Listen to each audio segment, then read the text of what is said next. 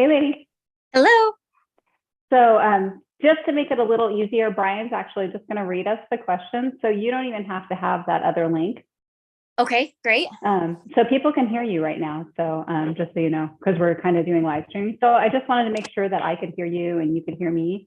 So you can actually, if you'd like now, you leave everything open. But if you wanted to just like put your phone or computer or whatever down and walk away, you're welcome to do that for 15 Okay. minutes.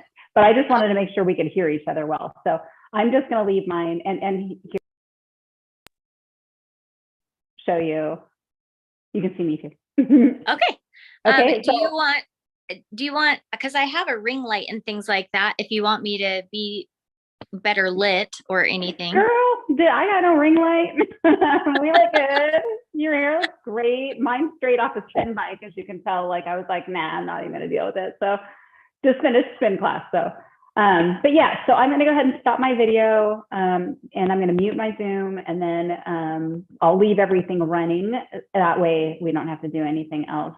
And we should just gonna verify over here that, yeah, in the, I'm looking at the YouTube live stream for anyone that can hear us now. Hello. Okay, they can hear us. Yep, and I'm seeing us over there. So I'm going to go ahead. For those of you that are, there's a couple people on already. We'll be back in 15 minutes, but I'm going to go ahead and go grab myself some tea and then I'll be right back. Thanks.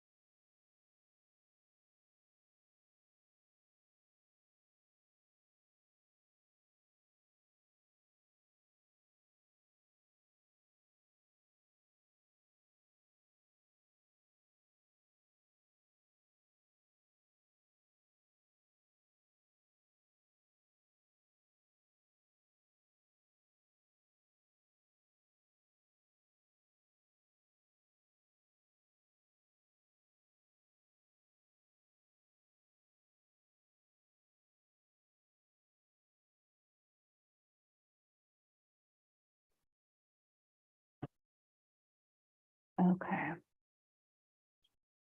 There is a bit of a delay, just so you know. Okay. So just to be expected. All right. Let's see, Mimi.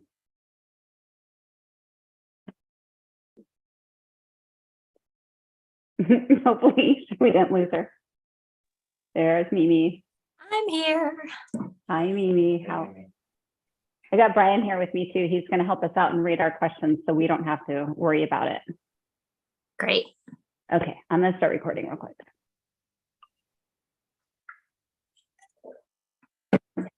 Okay, it is time. It's 11 o'clock Pacific. What time is it where you are, Mimi? It's right at noon. Okay, good. And for our East Coast friends, that would be 2 p.m. And let's see if Brian can get this. If you're in the UK, what time is it right now? Either 8 or 7, I'm not sure. Use I love the world clock on the iPhone. That thing is amazing with all the time zones we work in now. So I don't know, it's like we just did daylight savings, like it's all wonky. So like it really does. Yeah. I'm really hoping it passes Congress that because Californians voted it in a long time ago. But anyways, okay, that's another conversation. We're here to talk about you, Mimi. What can I answer? What do you want to know? Okay, well, Brian is going to ask either you or me questions, and I told him to slant more towards your direction. So I told him that he had to ask you more questions than he had to ask me. So, and then those of you that are watching this live on YouTube, there's a chat feature. So everybody find your chat feature. And that is where you can throw in your questions. So like Andrew and Janet, if you guys have any questions that specifically that you'd like to ask, either me, Mimi, or even Brian, I mean, he's here, just drop those in the chat box. Otherwise, just listen in. We are recording this, so we will have it available for replay, definitely for the comrades, and I think on YouTube as well. So let's get this party started. First of all, can I get a thumbs up if you can hear me okay? Anybody, give me a thumbs up. Mimi's like, eh. That's thumbs up. I don't know if that's earlier. Yeah. Okay, but We're going to assume you can hear us okay. Yeah. Yeah, we're going to assume that you guys can hear us okay. yeah. Okay, So let's just get to it. yeah. Let's get to it. So Mimi, I actually rode with you this morning, and it wasn't because of this. I just picked your class because it was new, and your classes are awesome. So it was the all-terrain cycle. So thank you for kicking my butt this morning. So let me start. By the way, that for those of you that have Studio Sweat On Demand membership or a Sweat Junkie membership, that class is available, or it will be available within a week for the YouTube membership. Awesome. Yeah. It was a great class, so you're gonna love it. So you're known for riding on beat, right? I guess 2 questions. Is that something that just comes naturally to you? And what advice would you give for riders who maybe that doesn't come so naturally to? Oh, hold on. It looks like I'm getting a call. I need to tell them that I'm not available. Mimi, you were supposed to put your phone on Do Not Disturb. Riding to the beat. Yes, it comes naturally. You know, I hear a rhythm. I have a really hard time not riding to it, honestly, because I just feel like it's a cadence that's screaming at you with the beat of with the music. My dad, you know, that's how he taught spin. And so I think I kind of just... your dad was a spin instructor? Mm-hmm. Yeah. I didn't know that. Either. Brand new information. New things learned. Okay. Yes. And actually at one point I was his boss because he was a cycling instructor underneath me in a big cycling camp here in the Valley. And he did that quite a few years with me. And he was always known for teaching to the beat too. And those workouts were actually based on power. So he was finding, you know, music that would also kind of help somebody find the cadence and then create the power that they were needing to create on the bike. So it's genetic. I just get that from him for sure. For people that don't hear that beat, you know, I think it's really important that the instructor kind of let them know what they are riding, right? Are we on a steep hill? Are we not on a steep hill? Is it a false flat? And so the rhythm of your legs, is very, very different through those. And I think if you're a cyclist outside, you kind of know that naturally. Oh, a false flat, I've got a little bit higher cadence than obviously a steep climb.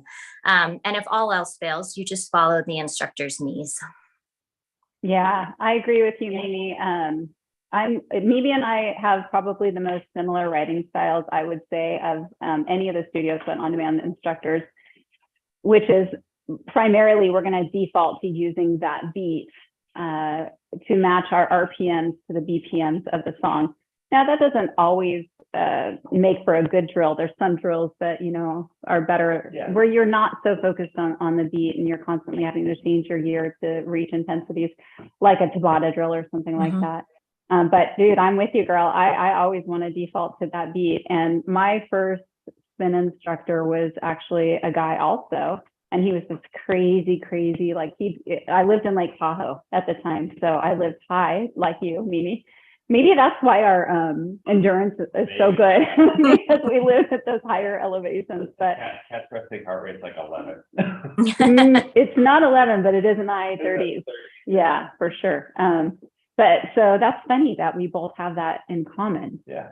Great, great answer, Mimi. Thank you. I'm gonna go one more just for Mimi, and then I might mix it up a little bit. Okay. But well, I'll just kind of follow up answer, anyways. Yeah. So, Mimi, why don't you? I know what you do by day, but why don't you? For those of you who don't know, why don't you tell us what you do, what your day job is? Well, I'm a professional real estate agent full time. I hold an office in the 9th and 9th area of Salt Lake. And then I specialize along the East Bench. I do a lot of luxury, and it's a full-time gig. So I'm rolling with a full-time job and then trying to get exercise in just like everybody else. And so I get it when it becomes challenging and hard, but I've got 2 kiddos. So doing the mom thing and happily married. And so doing the wife thing and all of that comboed, I'm pretty typical. How do you, I'm sure, that was actually going to be one of my questions, where you work out, you're a mom, you're a wife, I'm sure you have friends. How do you ever see them? What, I'm sure with all that, how busy you are, there are probably days where you're maybe not as motivated to just hop onto the bike. What do you do then? So much of, I think, my workout strategy is having structure. So, and part of it is choosing things that I love to do. I think that's really important. Find things that when you're not feeling so motivated, you go, oh, but I really like that. I really like how I feel when I do that, or I just enjoy that movement. So for me, I have set days that I know I'm going to do cardio. And that's where I'm doing, cycling with Studio Sweat. I have days that I go to a class, and that's where I get to see friends, right, in a class, and I participate in that. I have a set yoga day that is like, I look so forward to that. It's hot yoga, and I make sure I get that day in. Did that yesterday? Yeah, that to me, it's like when I'm not feeling like doing anything, for me, a class is what will motivate me. And if I already know during my week what those classes are, it just feels so much easier to make them happen because they're in my schedule. I know they're classes I look forward to, instructors I look forward to, and that's how I get them in. Yeah, I'm like that too. I love structure, but at the same time, I do take one day per week where I just decide, and it's Fridays usually, to listen to my body. And if, decide based on that, what I'm going to do. So yesterday I was so sore from workouts earlier in the week that I was like, no, today's a hot yoga day. So of course I called up Jeanette over at Yoga 6 and I was like, hey girl, call me a class. I'm coming over. And that felt great. What was your question before that? Because I'm just going to try and piggyback on her question. Work. Yeah. Balancing work, family, friends, all that kind of stuff. So, it's funny because Mimi, I feel like a lot of times people think that you and me, we work out for a living. but we don't work out for a living. It just happens to be, it's like it's a side, I don't even want to call it a job, but it's a side hustle. Yeah. No. But what a lot of people might not realize is that Mimi and I probably don't work out any more than a lot of you. We you know, we get in well, how many days per week do you work out, Mimi?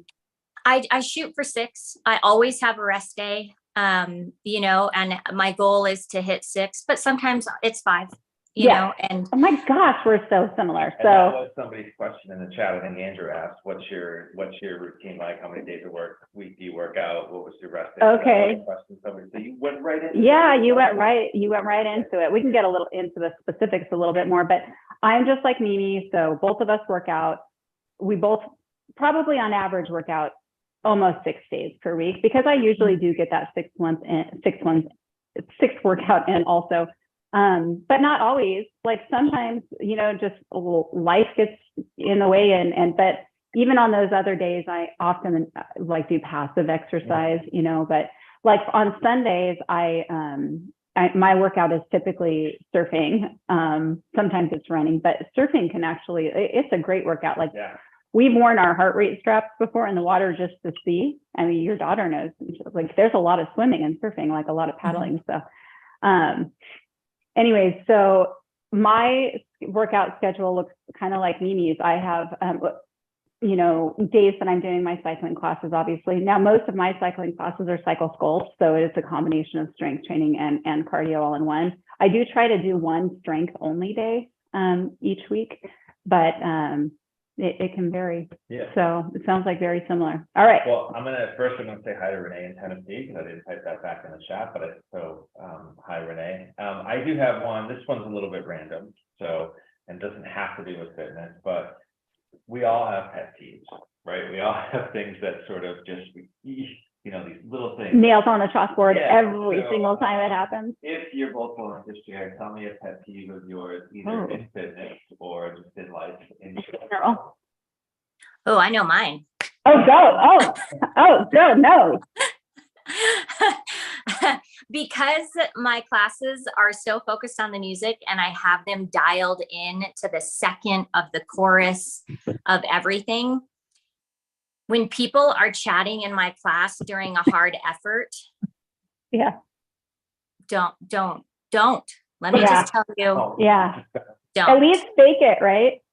I mean, the chatting during hard efforts is nails on a chalkboard to me. And I used to, and my people here in Salt Lake will tell you, I will call people out on the microphone and say, you're not working hard enough. Because that to me is, one, disrespectful to the instructor, and 2, you're not there getting the workout that you should be. Now, if you don't want to work that hard and your body is telling you, hey, you need to back it off, no problem. You can do that silently. Well said. Okay, so Brian, you've been in enough of my classes. Mimi, I feel you, girl. I am the exact same way. As a matter of fact, one of the things that I have stopped the music before and said, excuse me, why am I working hard? Do I look like I need to work harder than you today? Like, you look at the board. So we have, for those in San Diego, we have a MyZone board where anybody with a MyZone strap, their heart rate will be up. And if she's like in the 90s and everyone else is 75 to low 80s. There's always some people with me, but She'll stop and go, why am I red zone and nobody else is? Starting to drill over. And this is all through like I'm breathing. But like, why am I working harder than you? Like, we're supposed to be in this together. So I'll stop the music sometimes. And that's when they know it's on. You know, and it's the energy in the room, right? Like it really affects the energy in the room. And I think a lot of what brings people to cycling can be, when you're in an in-person class, is the energy. And that isn't affected when an instructor is distracted by what else is happening. And so I just feel like everybody can feel that, you know. Have you ever had anyone in class? This has never happened to me, but I've seen it as a participant in some classes. Have you ever had anyone in one of the classes that you taught with their own headphones listening to their own music? Oh, yes. Absolutely. Oh. How do you feel Yep. about that? I asked them to either leave or sit in the back of the class. Mhm. Yeah, that to me is just, I mean, it depends in the gym setting. I think I try to be, patient if I'm in a gym setting and there are not other spin bikes for people to use outside of the room. Most gyms now will move a couple that are outside. Yeah. But I was at a studio where they didn't have that option. And it was an early morning class, and it was a hardcore cyclist who really, didn't have a spin bike at home. Yeah. And he would come in and use a bike. And I would just tell him, you've got to be to the back of the class. You can't be up front, Yeah. And that I can kind of wrap my brain around. But that's a little different though. Yeah. outside of that, no. I mean, one of my favorite stories, me, I like to play the music loud. Was I had a guy with a phone that would hold it up with the level of sound coming through, like it would measure He was a decibel reader? A decibel reader. And he'd be like, you're too loud. And I finally had to fire him. Yeah. I was like, yeah, no. I've fired clients before. Yeah. Mostly it's been because they've been rude to my staff, and that is not acceptable to me. You cannot be rude to my staff. No. And I'll give them a mulligan, but depending on. Yeah. Brian one time told a guy he was going to rip his arm off and beat him over the head with it because he was so rude to Bethany. Yeah.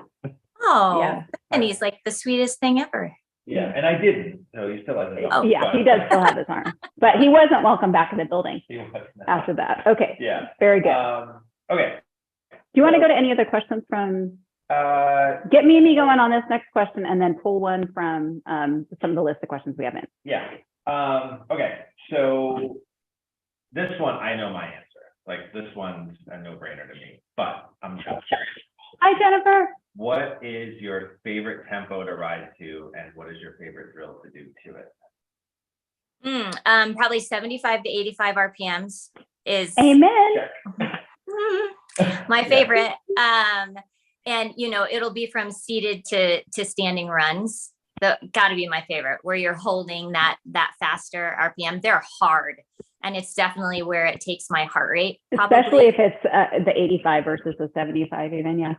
Yeah. And that's actually, Brian, that was just in the all-terrain. We did that. Yeah. So definitely that's my favorite, cadence and drill, seated to standing. Mm-hmm. Yeah. And I'm with Mimi. My favorite, I might even go 70 to 80 as my favorite. And the reason I like that is it's a combination of, I know some might not consider it speed, but it's not, you can get down into the low 60s for those steeper climbs. So it's kind of more like a hill than it is or an incline than it is a hill, really. I like a lot of the music actually that is in that 70 to 85 range. You think about some of the artists that are super fun to use, like A.M.A and Pink, and almost all their songs. Like Eminem, I'd say, gosh, a good 75% of his songs are between 80 and 85. Yeah, they're right at that. Yeah. Mm-hmm. So I really enjoy that beat. I can always, like, if I'm in the car and I hear a song come on, my knee just starts like tapping, like I'm on my bike. And Ricky and I were in a burger joint, and yes, we eat burgers. And a song came on, and she Shazammed it, and I still use it to this day. It was probably 8 or 10 years ago. What song was it? A song called "Run" by Snow Patrol. I knew it. And I know the burger place here in Escondido. Yeah. Yeah. 25 RPM. Yep. And she Shazammed it. Great song. And I was like, oh my God, I love this. I want to use it tomorrow. She's like, no. I Shazammed it. I get the song. You do not use it. You can use it after my next class. Right. But I still use it to this day because it's like 6 minutes. What's it called again? "Run" by Snow Patrol. Yeah. Do you use that one, Mimi? I don't think I have. No. Yeah. It's more like alternative rock. But it's like 6 minutes long, so you can do a lot of those like drills that you talked about, kind of seated to standing, and play around with it a little bit. It's really great. And I love to do, I like resistance loading drills where you keep the same cadence, throughout, but you're adding veers, and you can either do resistance loading with no take backs, meaning it just gets harder, until you can't go no more, or you do rounds of resistance loading. So that's probably, and I like a good steady endurance drill too, so So now you have a new one, Mimi. You got to add that to your playlist. Nope. I know, Yeah. I'll make sure. Okay. Yeah. All right. This is one came from somebody online. This is from Susan, who said, tell me more about cardio fitness. I find that I can often kill it on the bike or the tread or the rower. But when I lift heavy weights or do a boot camp, I'm dying. What gives? What advice do you have for me?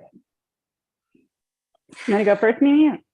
Well, that's a hard one because I probably a couple of years ago was in the same boat. Like cardio, I just loved all day long. I would love to keep doing cardio, and the weight training for me was the most challenging, and I just didn't find that I loved it. And that's definitely changed in the last probably 5 years, a little over 5 years. Yeah, I ladies think part of lifting it is big right now. part of it is really just committing to it, and make sure you're using the right weights. I think sometimes people think weightlifting, Yeah. it has to be so heavy, where there are so many different types of weightlifting workouts that maybe it's really just finding the right one for you. So, or just using the right weights for you or type of equipment. I would maybe say if you're kind of easing into the weightlifting, TRX may be honestly the best kind of way to get your body used to it, because you can move your feet. Training. Yeah, you can move your feet so easily to adjust the amount kind of weight load that you're simulating on that TRX. But really it's sticking to it and making sure you're using the right weight load. Yeah, that's really good advice. And I've seen, even with our trainers, I'll have people come in, and most of the classes that we hold in studio in San Diego are fusion classes. So they're a combination of strength training and spinning. And I've had instructors come in and they've only taught just straight spin before, and they are dying on the floor. So who is that, Susan? Yeah. So just know that here's how I look at it. Like your body is going to start to acclimate more and more to what you've been doing longer. So you heard Mimi talk about how, she really just started incorporating strength training more into her workouts over the last couple of years. And therefore her body has adjusted to that. So if strength training is something that's newer or that you don't do very often, it's going to be harder, especially if it's the type of strength training that we typically tend to do at Studio Sweat, which is more endurance style strength training. In other words, we do a lot of circuits and supersets where you're resting one body part, but then you go immediately to the other, to another body part where, maybe you're thinking about seeing those people in the gym and they're doing a set of chest press, 10 reps of chest press, and then they stop, chalk their hand, go get some water, talk to a buddy, come back, do their second set. Like, we don't do that. Our strength training is cardio, right? Because we're moving most often from, one thing to the next, to the next, to the next without breaks. And so, it can be hard. You're using those big muscles, often, Mimi has a great workout on Studio Sweat On Demand that really focuses on all small muscles. But when you're using those larger muscles, it's really taxing cardio at the same time it is strength. So just keep at it, because I've seen my instructors come in that were dying on the floor. I know Jess, for example, she used to really, her heart rate would get so high when she was on the floor, but on the bike, it was a lot more controlled, even though she was working as hard as anybody could work. And then, a year later, fast forward a year later, she's very comfortable on the floor, being uncomfortable. Well, and I'll just speak about my husband on this. He found that he was a collegiate swimmer. So cardio for him, he was very, very used to that. And he got into weight training.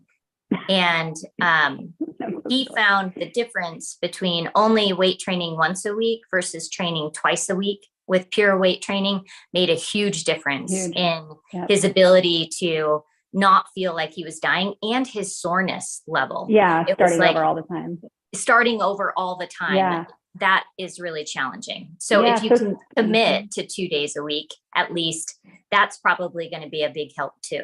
Yeah, definitely. So, but those fusion classes count towards that, Susan. So if you're doing like a spin sculpt class, we do full body in that.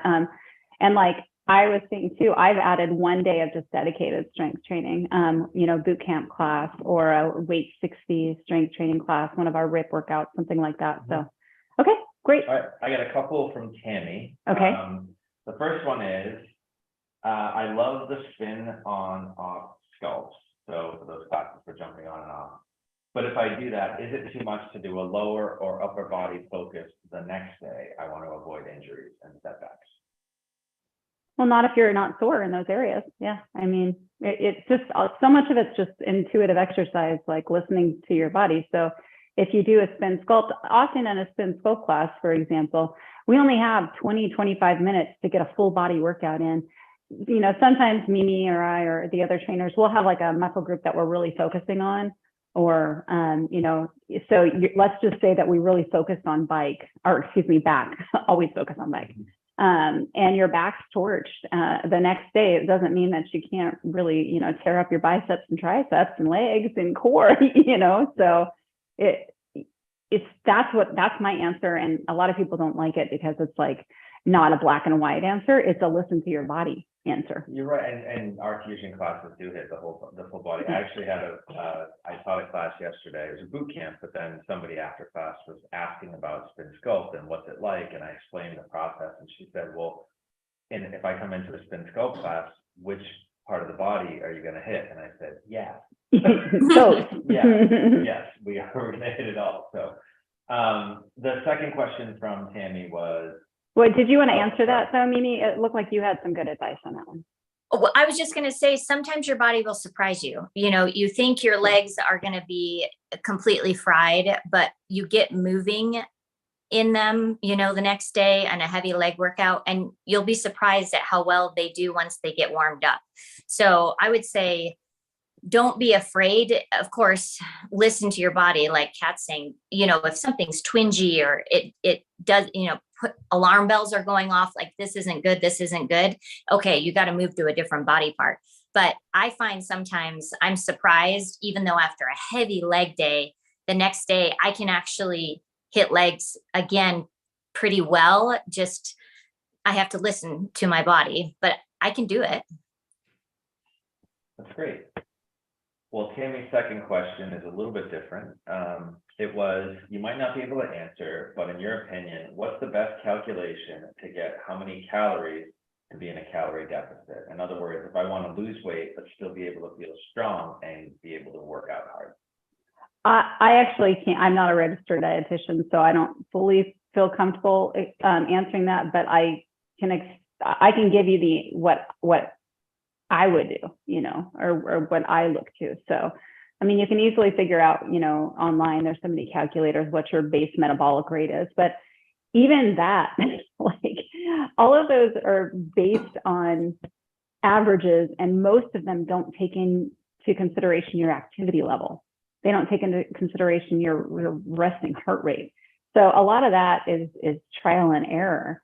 I'll consume, like, let's say that I'm like, I want to trim down a little bit. I do certain things like where I'll be like, I'm just like, I'm not going to have dessert for like, I'm not going to add sugars for, until, I'm through this period or something like that.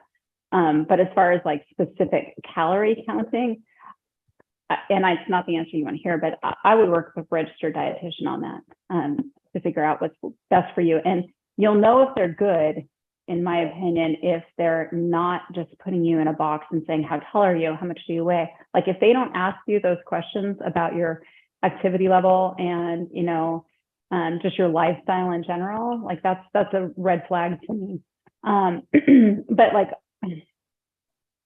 Mimi, you go ahead on this. If you have anything to add, I'm always really careful with my nutrition advice because it's such an individual sport. Totally agree. I was going to say, I don't have an educated comment for it because I think it's so individual. And if you're really, really looking for guidance on calories, you do need to hire a professional for that, for, what you want and need to eat to get for the goal that you have. And that's just it too, for the goal that you have. Yeah. So I can't speak to it any more than Kat has. It's absolutely worth it. I mean, it's one of the best ways that you can spend your money. I'm just saying, obviously, like getting your exercise in and Studio Fit on Demand is first, but no, I'm just kidding. But it's not something that you have to pay ongoing. If you can just get a couple of nutrition sessions, and make sure they are with a registered dietitian, not someone who just says they're a nutrition expert, because I can consider myself a nutrition expert, and here I am not willing to commit too much to this question. But they can kind of just help you figure out what your base is and look at your lifestyle as a whole. And they should be looking at it as you go, not just like where you are in that moment. So I know that's not the answer she's looking for, but let me pivot off of that one and do a little bit of a fun one. So I think there's maybe a perception that if you're an instructor of some sort, there's no fun in. My dog is about to literally open the door. Yeah, he learned how to do it. Yeah. Hold on. It's the lever handle, so he's like, that we don't have any fun or have any guilty pleasures. So tell me. You did it. Oh, we did it. Yeah, well done. Yeah. Good job, Kobe. You deserve the jailbreak. Yeah. Tell me a guilty pleasure of yours or two. It could be food, could be something else. I'm gonna let Mimi go.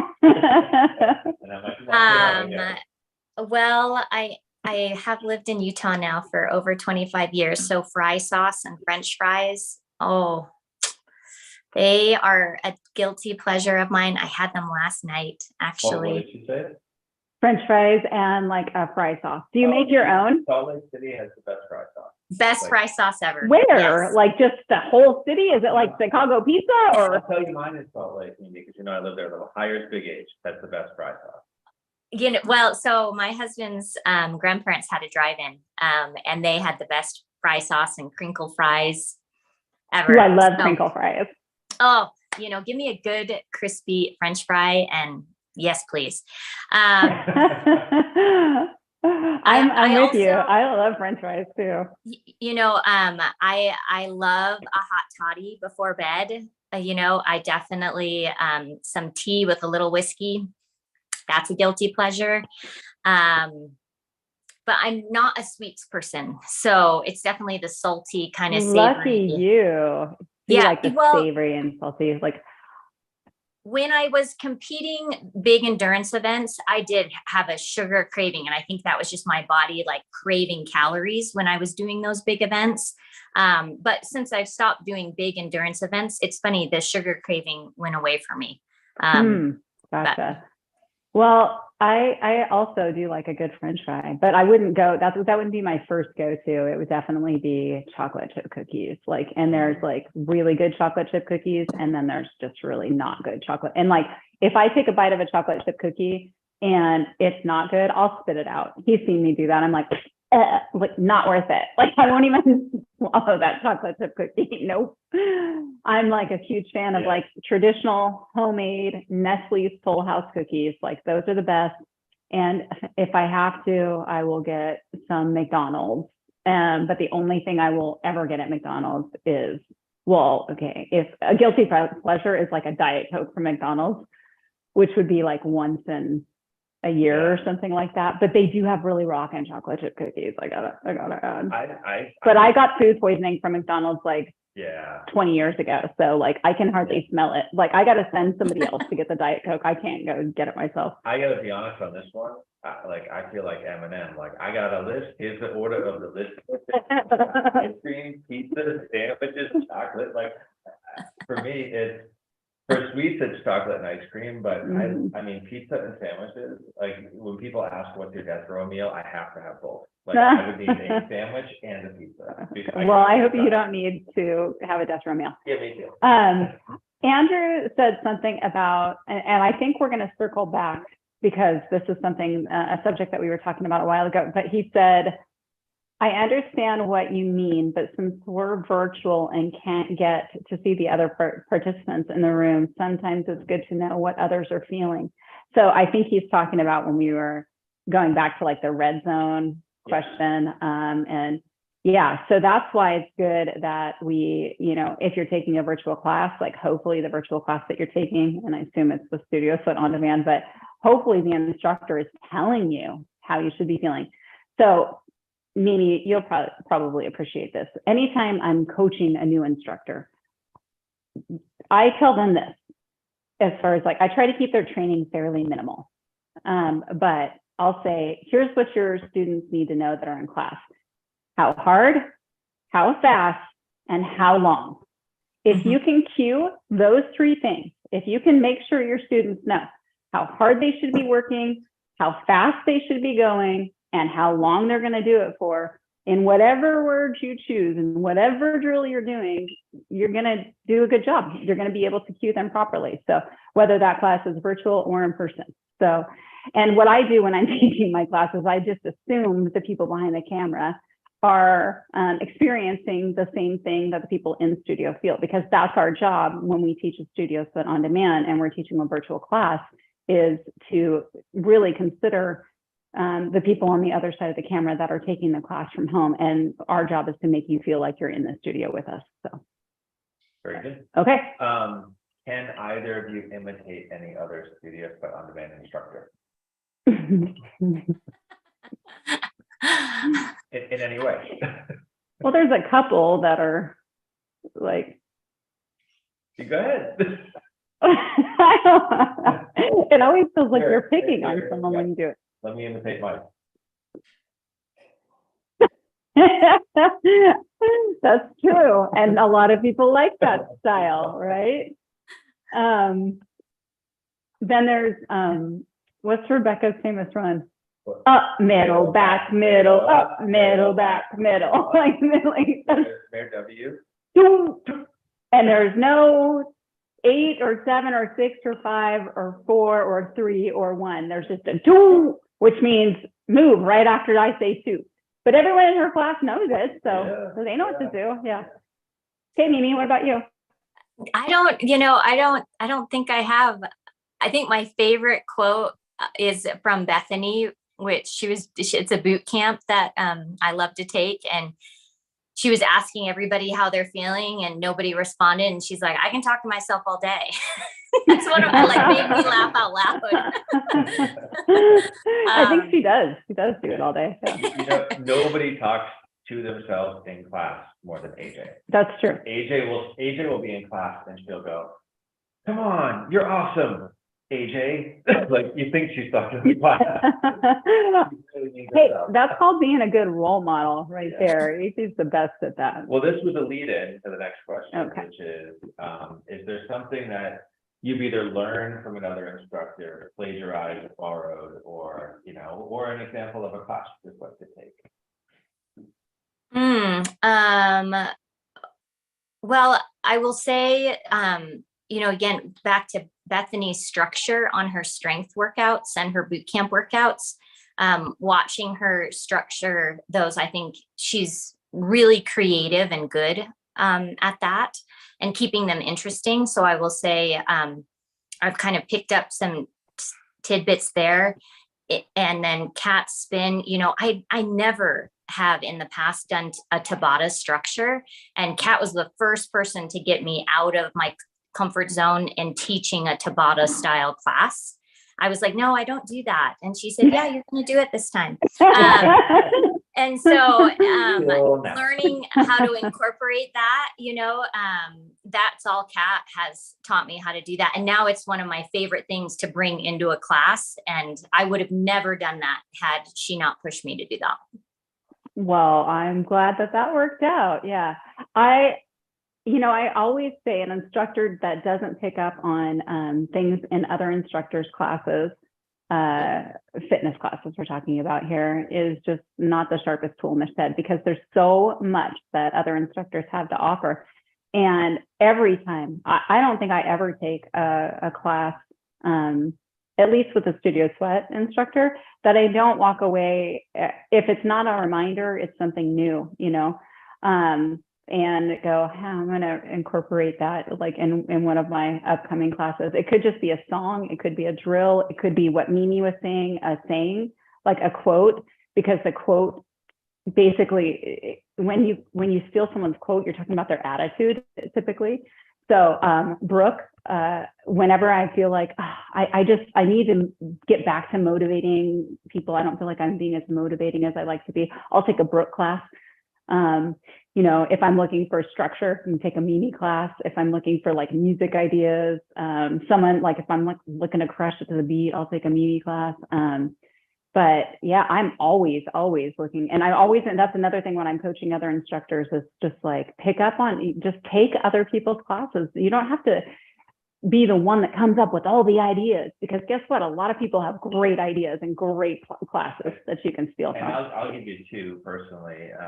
I know I'm not sucking up, but one of them is from Kat. I was just starting as an instructor. I had taken about 1,000 of her classes, and I just started teaching. He's not exaggerating. No. Like literally like 1,000. And I was struggling with a playlist, and she said, "What's your favorite song?" And I said, "Just favorite song ever." And she said, "Yes." I said, "Imagine John Lennon. Like I could listen to that song over and over and over." And she goes, "Put it in your set tomorrow, and it can't be warm up or cool down." And I'm like, "I can't spin to Imagine." And she's like, "A good spin instructor can design a drill and spin to any song. Doesn't matter, any song is a spin song. So what makes a good spin song? It's a song." And that's always stuck with me, because sometimes you hear things and it's just about matching the drill and the mood and the cadence and what you're trying to get out of it. And I've kept that with me. And the second one's with Mike, since I just made fun of him. I taught a class called the Time Trial, and Mike took it without telling me. And he said, "Do you mind if I give you feedback?" I was like, And he was really nice about how he said it. Like he said, a time trial is an intense 20 to 30 minute push where you're asking yourself, can I take more? And the correct answer is maybe, because you don't want to go too hard, you don't want to go too soft. And he said, you had a 3-minute warm up. Not appropriate. And so you have to have, like, and he said, this speaks generally, don't be afraid of a longer warm up, especially if you're going to go into some really intense drills. You can ramp up the warm up, make it a gradual warm up, but don't be afraid to have a 10-minute warm up in a class that is more progressive, especially if you're going into some heavy intensity. And I think that's just really good advice. And then didn't you guys do a class And together? then because of like that, we did a team time trial where we had a 10-minute warm up front. People love that. It's in our library. It's one of my favorite classes I've ever taught, because Mike and I just did it together. Well, and to your point, that's how we met. I was in San Diego and I was a spin instructor, and I'm like, who can I go steal some stuff from? And I walked in Atta girl. to Studio Sweat and was like, oh, I'm taking as much as I can from these instructors. And so that's awesome. Who was your first instructor at Studio Sweat? I don't know if it was me. I can't remember. It was you. Yep. Okay. Well, I'm glad you came back. I remember, because for those of you who don't know, Mimi lives in Utah, visits San Diego often. And I remember us going home and going like, God, that woman Mimi in the front row. Yeah, she crushed it in class. Like, God, she's really good form. Yeah. And I was just like, we should see if she wants to instruct, like, or get coached to instruct. And then we found out that she was already instructor. Yeah, so, no, I'm a pro. But, well, like, clearly. Okay, let's get a camera on you, girl. Yeah. Okay. Well, hey, maybe I know this isn't a simple answer, because sometimes it's different. But what's your process like if you're designing a class from scratch? So you're not taking an old one and tweaking it. You're saying, look, it's been a while, I'm going to craft a brand new class. What's your process? Finding the music first. I actually find music first that speaks to me, that motivates me, that is new, is going to make me feel like I want to work out to it. And then I build the class around the music I want to use. And sometimes it's kind of like I start with, so for the last class, I'll just tell you, I was listening to all these different songs and I'm like, oh, I'm going to make sure to use that one somewhere. And I write down the songs. And then I start to piece together the workout, like this cadence is here, so I can progressively climb using these songs in a row. But now I need a flat road. So then sometimes I'll go back to the music and find something that I can use for a flat road. But I'm usually using music to start out building that creativity of what I want to do. So I used to do what Mimi does a lot more and I still do. And you know why? Because music's awesome. But one time this coach told me, this spin instructor coach told me, the best classes I've ever taught first I wrote the workout, then I backed the music into it. And so I started doing that, and I was like, damn, he's not wrong. Those have been some of my best classes, are the classes where I actually, first I'll write the class, and then, I'm like Mimi, I'll go, okay, well, I want to do a steep climb here. That means it's going to be 60 to 65 RPMs. Therefore, I need to find a song to match the drill. So I have to go to luckily I can hear beat like Mimi. So most of the time I'm already going to know, like, oh, I'll use this song that's, I use a lot for that's 65 RPMs, and I'll back it in. I'll tell my newer instructors the same thing, because it's a little easier. Like, first decide what you want to do, then add the songs to it. But it's really hard sometimes, because like there'll be a song like a new song or a song I haven't heard for a long time, and I'll definitely go the other direction again. I'll be like, I'm doing this song, and I'll be sitting in my car, and I know, Mimi, you do this too, and you'll literally be like visualizing what drill you want to do to that song, but then there's themes, like, and it's funny, Mimi's not as big of theme lover as I am. She likes to just like go do that, more traditional spin class, mixtape variety, like, but I love themes. Like I love to go, okay, guess what? This just came to me. I'm going to do a theme called Joy and Pain. And then I'll just like look up every song that has like the word joy or pain or a synonym to that.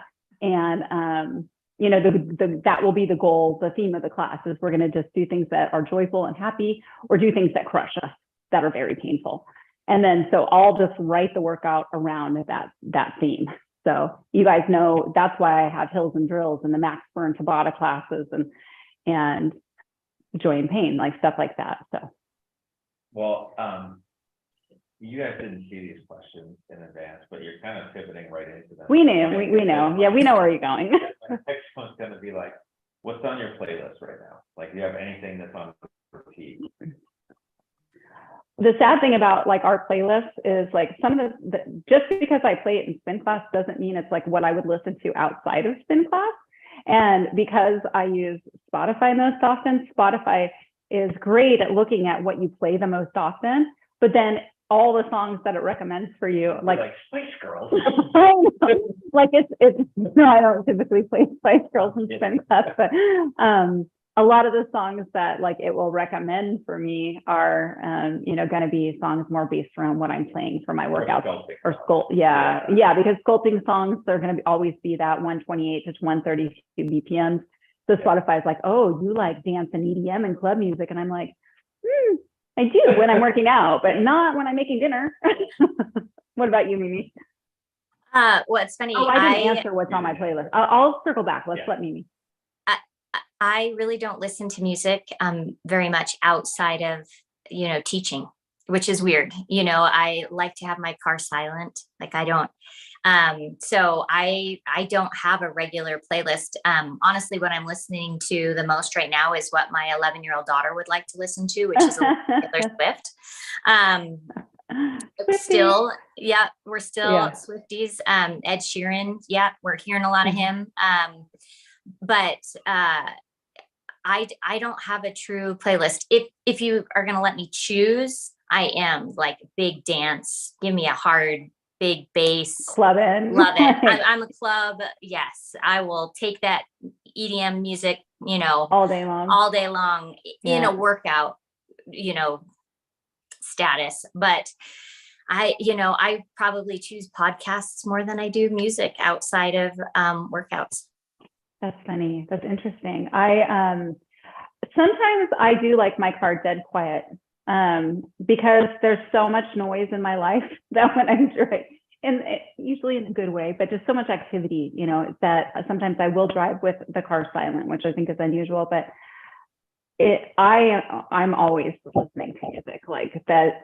There is always music in our house, whether it's my son playing the guitar, the keyboards, they're into it. We're making dinner, there's usually music on. The only time I can't listen to music, unless it's like lyric free, is when I'm working, because I love music so much that when I'm trying to work and focus, I'll start singing the song or typing the lyrics. So when I'm working, I usually like will only play peaceful piano or something like that, or nothing at all. But I like, you name it, I like it. The only thing I don't really like is jazz. So jazz lovers, You love probably. country. But I love hardcore hip hop. I love country. I love classic rock. I love modern rock. I love hip hop. I love R&B. It depends on what we're doing. Like lately, when we've been playing Very much guitar, based on what we're doing. She'll want to put on Van Morrison radio. Yeah. It's just consistent songs that you know, and it kind of fits the mood of sitting. Still, yeah. I like to play music based on the mood. If I'm going to the ranch, it's country the whole way there, the whole time we're there, and the whole way back. Yeah, exactly. All right, related. You have to karaoke one song and you have to crush it. What's your karaoke go-to? I'm going to pick a Kelly Clarkson song. Any Kelly Clarkson. I'll belt it out. Yep. Atta girl. That's tough too. You're not going easy. Like you'll go for it. Say that again, Brian? I said like you'll go for it. Like you'll like, yeah. Yep. Let's just pick a favorite that then everybody will want to jump in and sing with you. So then it's not so bad. Oh, so that's true for karaoke. But I tend to love to sing. Well, he knows I sing all the time too, but my one I'm on right now, I get on songs like a teenager, and I'll play them over and over. And the one that I'm playing most often right now and singing in my car alone is Remember Us This Way by Lady Gaga, or it's called something like that. Yeah. You know what I'm talking about? Yeah, that's the one I'm on right now. So Lady Gaga, I will sing a lot. Pink, I will sing a lot. Oh, and the one I was on right before this was Rise Up by Andre Day. Is how do you say it? Yeah. So Rise Up. I picked the hard ones too, like you. I mean, Lady Gaga is, so I don't have a good voice. It's stalker, right?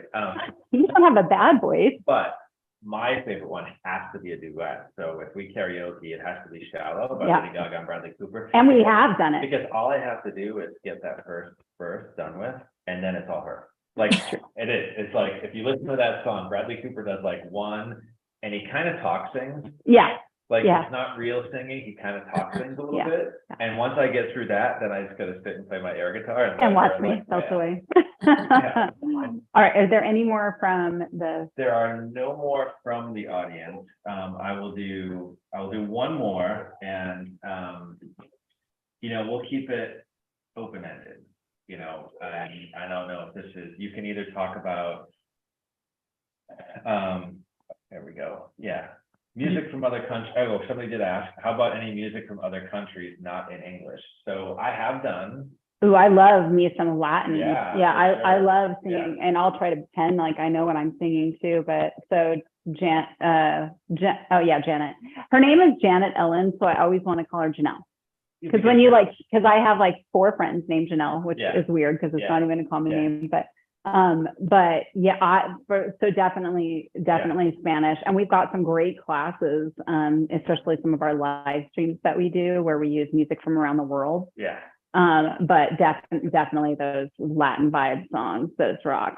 And for me, there are a couple of songs, and I don't know the names of them because I don't know any of the words, but I will play them. There is some German, I love hard rock. There's some what was the one I just played the other day? Oh, I love this. Yeah. I love this. Yeah. You guys know that one? But I'm talking like hard rock. But yeah, I love this. That one, the German version is actually more popular around the world than the English version. Do you guys know it? Sing it, Brian.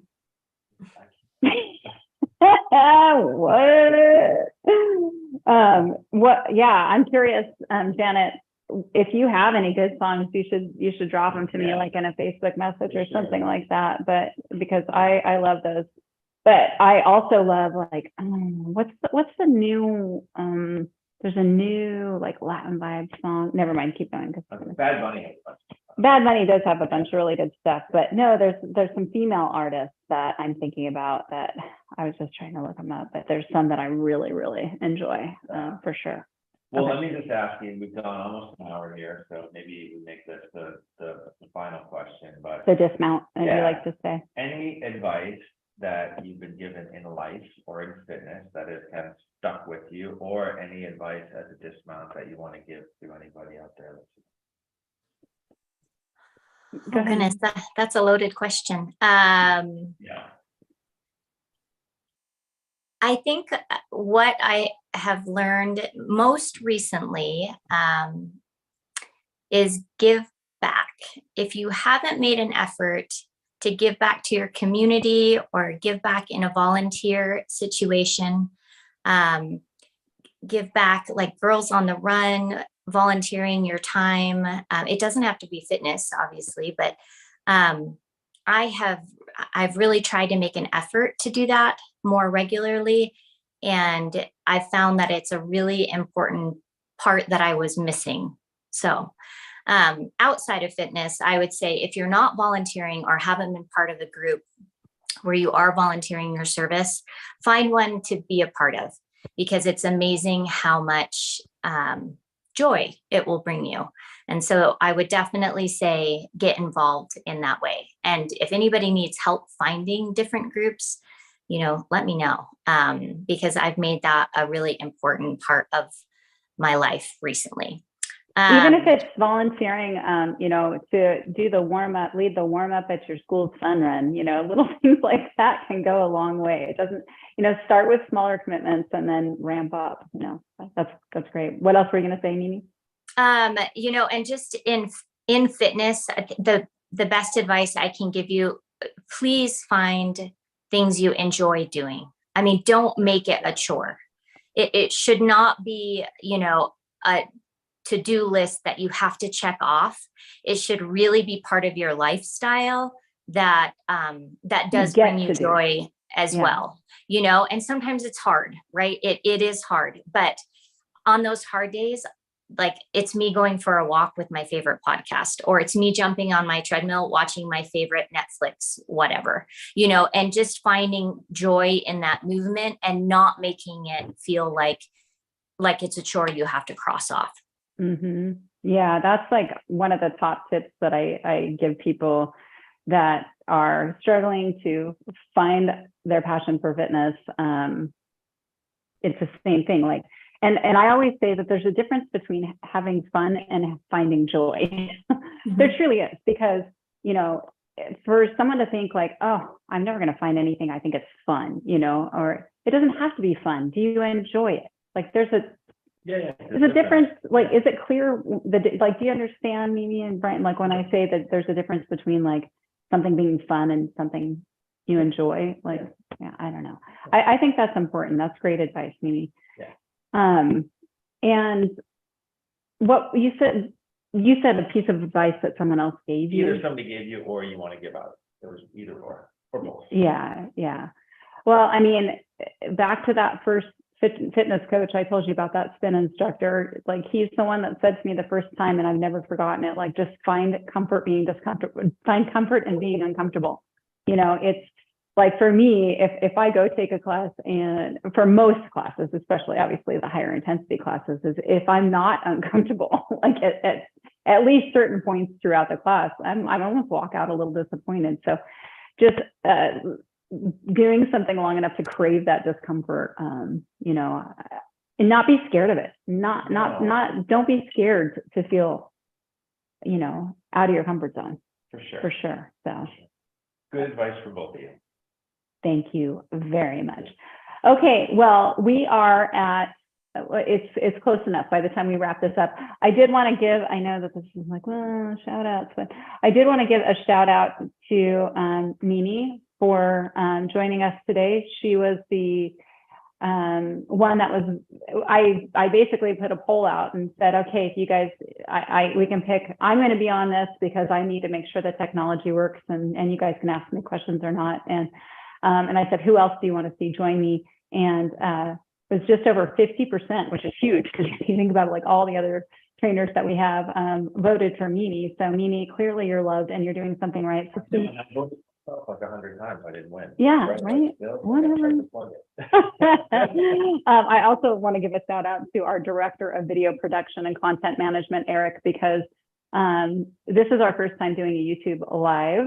And it was actually pretty challenging to figure out. You think it'd be easy, but the hard part was taking two people, me and Mimi, and getting us live together on here. So through the YouTube live option. So Thank you so much, Eric, for helping us get this figured out. You are awesome. You're the king. We couldn't do any of this without you. So it's always those people behind the scenes that make it so magical. So, well, we will put this up for replay for those of you that missed it. And if you have any questions, you can drop them on there and we'll see if Mimi or myself or Brian can get to those. But thank you guys so much for joining us today. Have a great rest of the weekend. Thank you guys.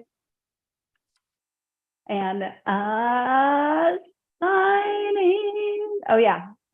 This is always the awkward part. So bye. There. Okay, thank you.